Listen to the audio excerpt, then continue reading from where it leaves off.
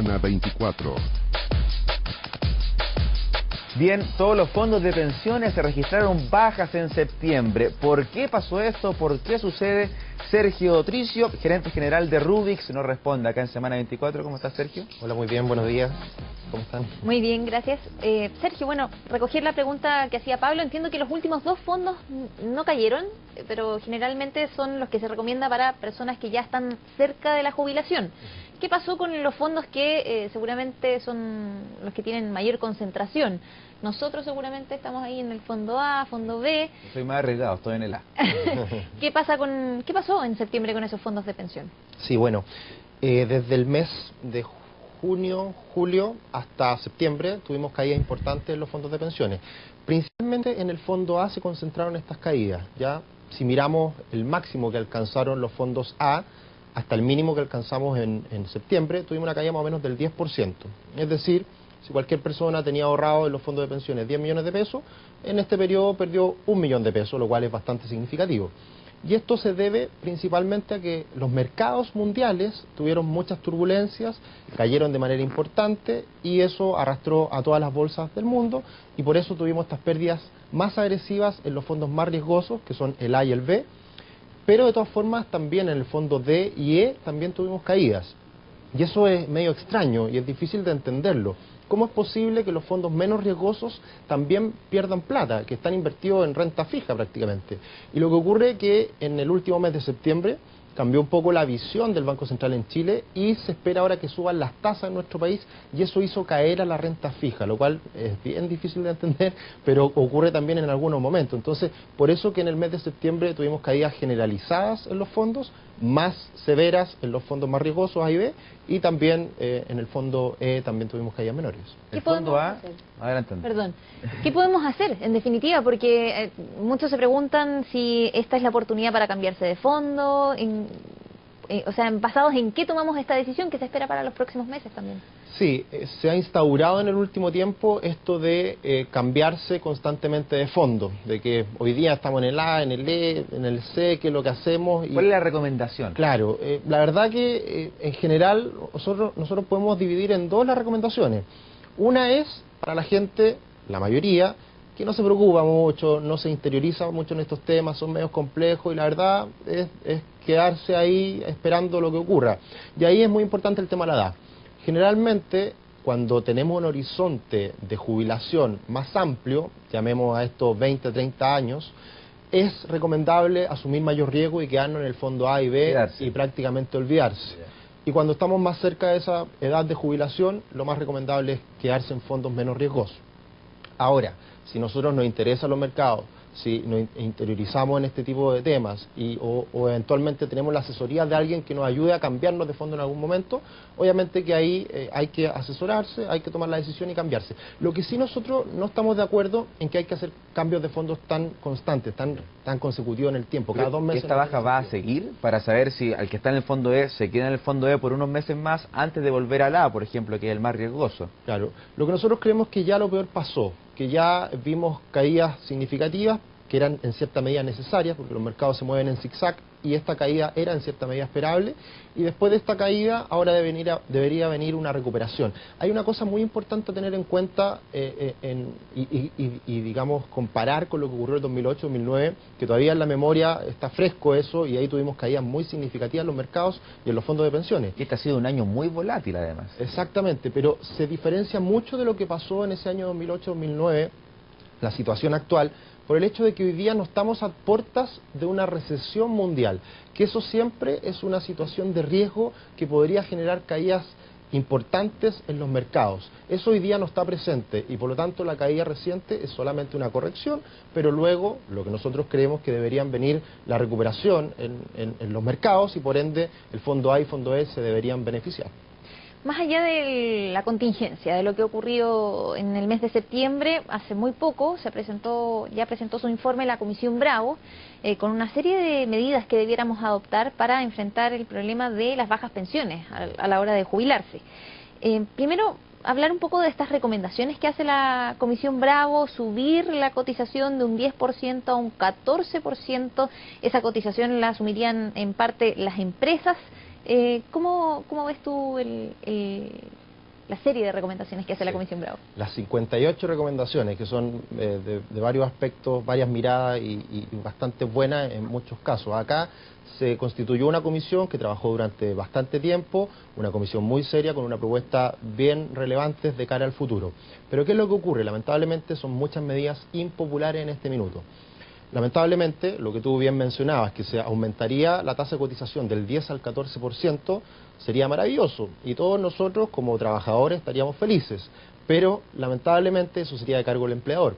Y al empleador, a las empresas, ya se le ha pegado con la reforma tributaria, luego con la reforma laboral, y ahora una reforma en este sentido sería otro golpe para los costos de las empresas. Entonces yo creo que es difícil hoy en día, en este contexto, instaurar, cambiar estas recomendaciones que ha hecho la Comisión Bravo. Yo creo que son muy necesarias. De hecho, nosotros un poco lo que le hemos comentado a nuestros clientes y un poco las recomendaciones que le hacemos a la gente que asesoramos es que precisamente uno adopte estas medidas como personales y desde ya se anticipe a los cambios que probablemente no haga el gobierno en el corto plazo. Y eso quiere decir que nosotros mismos podamos, ojalá, ahorrar un poquito más. Para eso está el APB hoy en día, una muy buena medida que es también con beneficios tributarios y que aumenta las pensiones en largo plazo. También otra cosa importante dentro de las recomendaciones que hace la Comisión Bravo es que el tope imponible, que hoy día es 73 UF, cambiaría a algo así como 110 UFs. ¿Qué quiere decir esto? Que hoy día, para la gente que gana más de 1.800.000 pesos en adelante, queda sin ese ahorro, esa cotización. Entonces, generalmente para sueldos más altos, la tasa de reemplazo, que es la jubilación que finalmente reciben las personas, es mucho menor. Entonces ahí también el consejo es hacerse parte de esto y hacer esos cambios de manera personal. Por lo tanto, hay hartos cambios bien relevantes, muy provechosos, que deberían implementarse en el tiempo, pero que en el momento actual se ve difícil que se puedan realizar. ¿Han funcionado los APD? ¿Los chilenos prefieren los APD? ¿Cuál ha sido el comportamiento de los cotizantes respecto de un instrumento como el APD?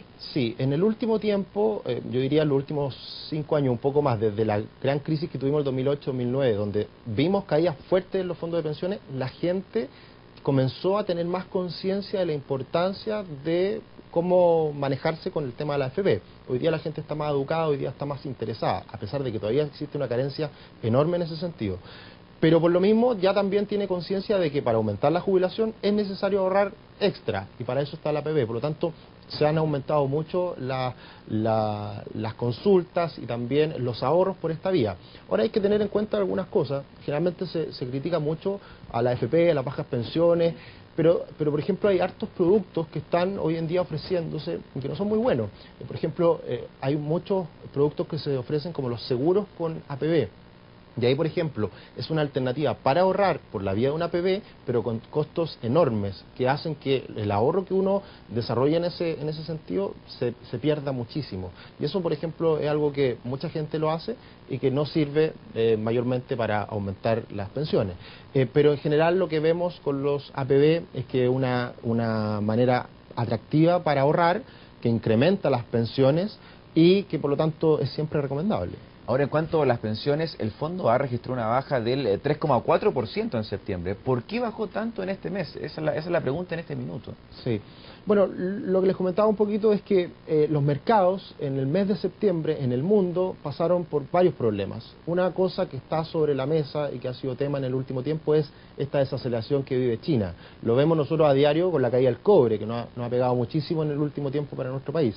Y esas turbulencias que vienen desde China le han pegado enormemente a todas las economías emergentes. Entonces, los mercados en el mundo se han contagiado un poco de esta incertidumbre que se ve a nivel global a partir de lo que pasa con China. Entonces tuvimos caídas muy fuertes en Europa, en Estados Unidos y en la región. La bolsa chilena también cayó muy fuerte en septiembre. Entonces, mientras todas las bolsas caigan, si caen todas las acciones, finalmente los fondos de pensiones se ven afectados en ese sentido. Y un poco lo que busca también la Comisión Bravo es bajar ese riesgo, esa incertidumbre, esas volatilidades que se ven en los fondos de pensiones, y también hay recomendaciones en ese sentido. Y para alguien que llegó al Fondo E buscando refugiarse, de acuerdo a lo que está sucediendo, ¿hasta cuándo sería la recomendación de quedarse en el Fondo E teniendo en consideración lo que está sucediendo?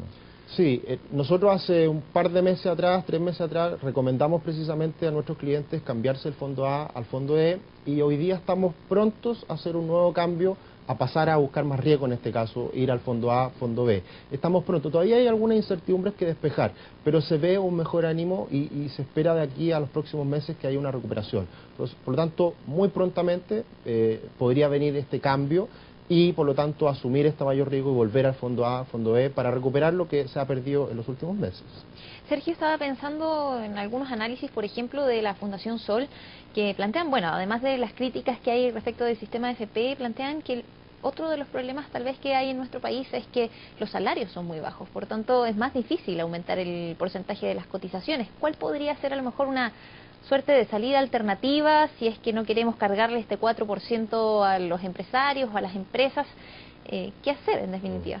Sí, ese es un tema complicado porque sin duda no podemos dejar de lado de que una persona que gana 300.000, 400.000 pesos mensual, una familia, se le hace difícil obviamente tomar parte de este ahorro extra. Por lo tanto, ahí sin duda que es importante que la empresa finalmente pague ese extra para mejorar en definitiva el ahorro y las pensiones futuras. Es un tema complejo, hoy día está sobre la mesa todo este debate, el tema de las paralizaciones del gobierno, de algunas entidades de que obviamente están pidiendo aumentar los ingresos, también el tema del salario ético. Es algo que venimos conversando hace mucho tiempo y hay, digamos, comentario, análisis de todo punto de vista. Obviamente que todos quisiéramos que los salarios aumenten, y muy fuerte ojalá, pero lamentablemente también eso no es posible porque si aumentamos los salarios de manera radical, eso podría obviamente afectar el costo de la empresa y afecta a la economía. Finalmente, la solución termina siendo un problema porque queremos más salario, pero eso afecta al empleo eventualmente. Y también hay que tener en consideración que estas medidas también aumentan la inflación, cosa que también es muy mala para toda la población y principalmente la gente con menos recursos. Entonces, siempre es necesario aumentar los ingresos, siempre es necesario hacer esta reforma, el gobierno se ha comprometido en ese sentido y vamos a ver cambio en esa dirección, pero tienen que ser siempre graduales y ahí quizás no es bueno pensar de aquí al próximo año y hacer negociaciones de corto plazo, sino que pensar ya más en 5 o 10 años en donde se haga un cambio radical para que finalmente mejoren los salarios. Y ahí es importante también mejorar la productividad, dar más alternativas de apoyo, de educación a las personas más jóvenes, más adultas, que son las que tienen menores ingresos, y equilibrar un poco la cancha en ese sentido. ¿Y es posible pensar en un sistema mixto? Porque en estos tiempos, cuando muchos ven las utilidades de las administradoras, de la caída de los fondos de pensiones, el resultado finalmente a la hora de la jubilación, muchos echan de menos el sistema de reparto. Pero entiendo que la Comisión Bravo deja abierta la puerta a un sistema mixto tal vez. ¿Cómo podría ser ese sistema mixto? ¿Se puede configurar? ¿Es posible a tu juicio pensar en algo así? Sí, yo creo que es deseable y sería bueno en el sentido de que haya más solidaridad en el sistema, porque hoy día el sistema actual es de capitalización individual, en donde uno ahorra para su fondito y en el futuro recibir los beneficios de ese ahorro. Pero se necesita más solidaridad para que finalmente los más desprotegidos puedan tener mejores pensiones, que equiparar un poco la cancha en ese sentido. Entonces, hay varias recomendaciones que van en ese sentido y por lo tanto ese factor de solidaridad también está presente. Ahora, también la Comisión Bravo ratificó el sistema actual, por lo tanto no hay por ningún lado una posibilidad de que se cambie radicalmente, por lo tanto en cierta medida lo avala y por lo tanto hay que hacer mejoras, son necesarias.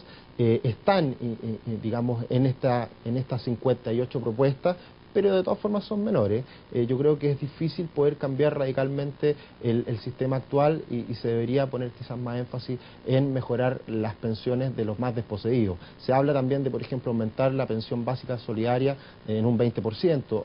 Hay un factor de ahorro que debería ir a un fondo para entregar mejores pensiones a los más desposeídos.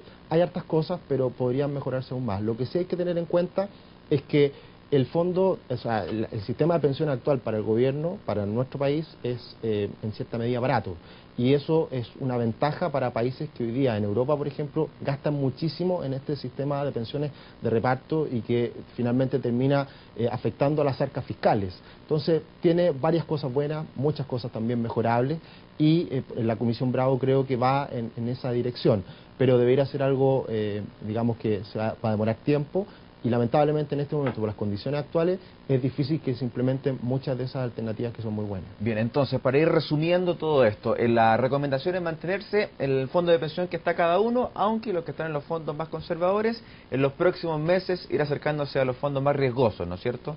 Exacto. Lo peor de esta situación en los mercados ya pasó y por lo tanto deberíamos volver a ver una recuperación en los mercados. Si eso ocurre, que es lo más probable, deberíamos volver a asumir un mayor riesgo y volver a fondos más riesgosos como son el A y el B, que va a depender si es el A o el B, la edad de la persona. Si estamos más cerca de la jubilación, solamente llegar hasta el B, y si estamos más lejos, personas más jóvenes, se recomienda asumir un mayor riesgo en el fondo A. Sergio, se nos acaba el tiempo, pero me queda una consulta. ¿Una AFP estatal inyecta competitividad al sistema?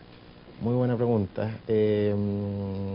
Yo creo que poca, porque lo que haría una AFP estatal, el gran valor que podría entregarle al sistema es bajar el costo de administración hacia los afiliados. Hoy día la AFP Modelo y la AFP Plan Vital son las que cobran menos por la administración, que son cobros bastante bajitos. Entonces, si se puede bajar más eso, sería marginal. Eso podría ser una AFP estatal. Por lo tanto, ese sería el gran valor de esta medida. Podría ser, pero creo que aportaría poco. Y además que también el administrar los fondos es algo complejo, que necesita bastante capital humano que haga bien la pega en ese sentido y no es barato. Entonces también es difícil poder hacer el match entre cobrar poco y tener una buena administración. Que de hecho Plan Vital, por ejemplo, hoy día es una de las administradoras que cobra menos, pero también la que tiene menor rentabilidad. Entonces se compensa un poco ese valor que puede tener una AFP más barata en este caso. Muy bien, Sergio, agradecemos todas tus recomendaciones, gracias por tu visita, que estés bien. Muchas gracias por la invitación, que estén bien. Adiós. Nosotros nos vamos a una pausa con Hotel Newport, que te invita a Estados Unidos con una promoción imperdible. A las primeras 30 personas que llamen